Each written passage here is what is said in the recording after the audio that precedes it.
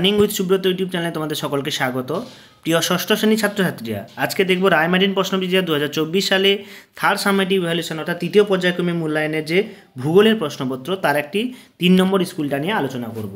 তো দেখো 70 নম্বরে তোমাদের পরীক্ষা এবং তার প্রশ্নপত্রগুলো পরপর একের পর এক আমি সলভ করে দিচ্ছি। তোমাদের ক্লাস 6-এর সমস্ত সাবজেক্টেরই কোশ্চেন অ্যান্সারগুলো তোমাদের এই চ্যানেলে দেওয়া হচ্ছে, তোমরা প্লেলিস্টে গিয়ে চেক করো, সবগুলোই পেয়ে যাবে। তো দেখো 296 নম্বর পেজে 3 নম্বর স্কুলটা বজবজ পিকে হাই স্কুল। এই স্কুলে প্রশ্নপত্রগুলো খুবই সহজ হয়। তো একের দাগে কী বলেছে দেখো, 5 নম্বরে 5টা মানচিত্রে রেখা মানচিত্র করতে বলেছে। তো একটি ম্যানগ্রোভ অরণ্য, হিমালয় পর্বত, আরব সাগর, বঙ্গোপসাগর, থর মরুভূমি ও ভারতের রাজধানী। তো তোমাদের বলে রাখি যে এই সমস্ত ম্যাপ পয়েন্টিংগুলো তোমাদের 1 নম্বর এবং 2 নম্বর সেটে আমি আলোচনা করে দিয়েছি। তোমরা যারা দেখোনি ওখান থেকে দেখে নাও, ওখান থেকে দেখলেই তোমরা বুঝতে পেরে যাবে। তারপর দেখো 2-এর দাগের 1-এরটা কী বলেছে, 2-এর দাগে টোটাল 18টা ছোটো প্রশ্ন দিয়েছে এমসিকিউ। এই 18টা ছোটো প্রশ্ন তোমাদেরকে করতে হবে। তো দেখো কী বলেছে, 1 নম্বরটা কী বলেছে দেখো, 2-এর দাগে 1 নম্বরটা বলেছে কক্ষপথ ও পৃথিবীর কেন্দ্র যে তল রয়েছে তার নাম হচ্ছে কক্ষতল। পৃথিবীকে উত্তর ও দক্ষিণে সমান দুটি ভাগে ভাগ করেছে কোন রেখা, না নিরক্ষরেখা। পৃথিবীর আবর্তন বেগ সবচেয়ে কম হয় কোথায়, না মেরু অঞ্চলে। এবং এর পরেরটা কী বলছে, সারা পৃথিবীতে তারিখ ঠিক করা হয় আন্তর্জাতিক তারিখ রেখা বরাবর। সূর্যরশ্মির 200 কোটি ভাগে 1 ভাগ পৃথিবীতে এসে পৌঁছায়, একে কী বলে, আগত সৌর বিকিরণ। বায়ুর আর্দ্রতা মাপা যন্ত্রের নাম হচ্ছে হাইগ্রোমিটার। বায়ু দূষকে সহায়ক নয় কোনটি, না সোডিয়াম নাইট্রেট, এটা বায়ু দূষকে সহায়ক নয়। একটি গ্রিনহাউস গ্যাসের নাম হচ্ছে মিথেন। মিথেনের সঙ্গে তোমরা জানো CH4 মিথেন। এরপর দেখো 110 ডেসিবেল শব্দের তীব্রতা কিসে হয়, না এরোপ্লেনে। এরোপ্লেনের যে শব্দ সেটা হচ্ছে 110 ডেসিবেল।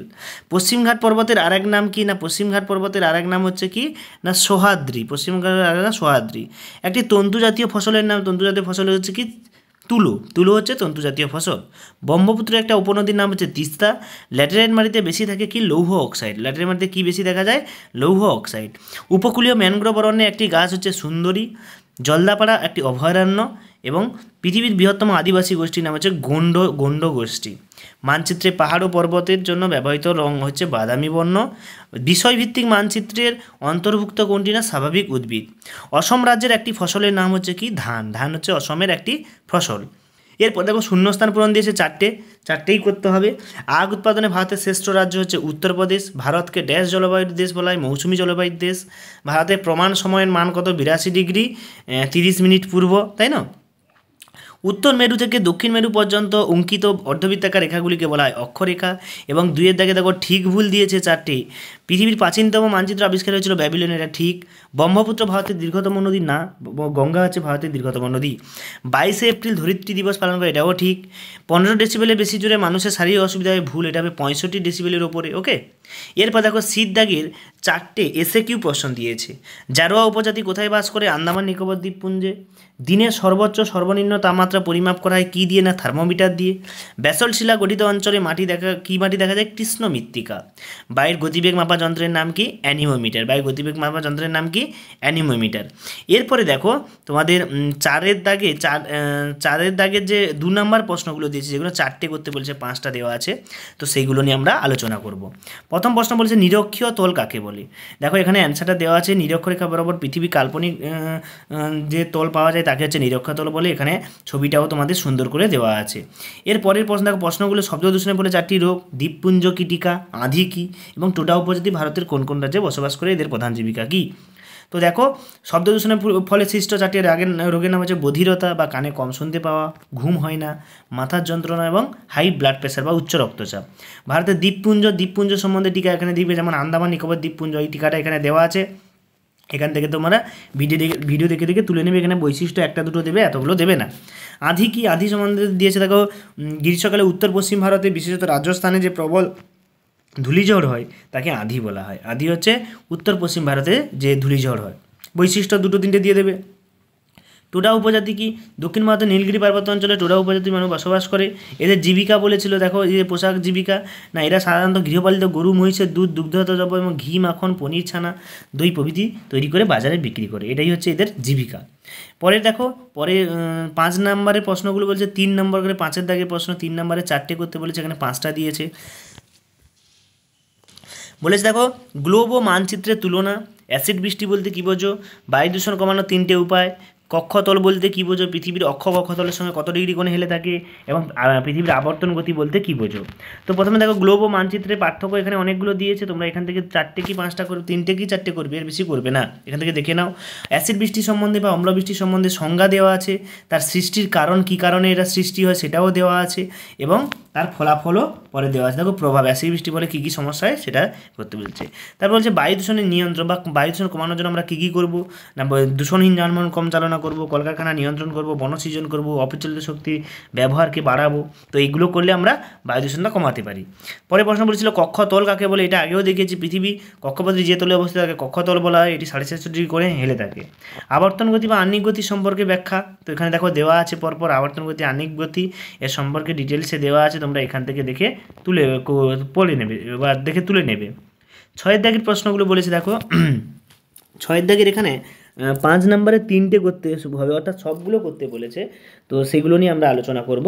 প্রথমে দেখো 1 দাগ এটা বলেছে চা চাষের জন্য কী ধরনের জলবায়ু ও মৃত্তিকার প্রয়োজন? ভারতের চা উৎপাদক দুটি রাজ্যের নাম। দুন ও তরাই বলতে কী বোঝো? পৃথিবীর বৃহত্তম বদ্বীপ সমভূমি কোথায় দেখতে পাওয়া যায়?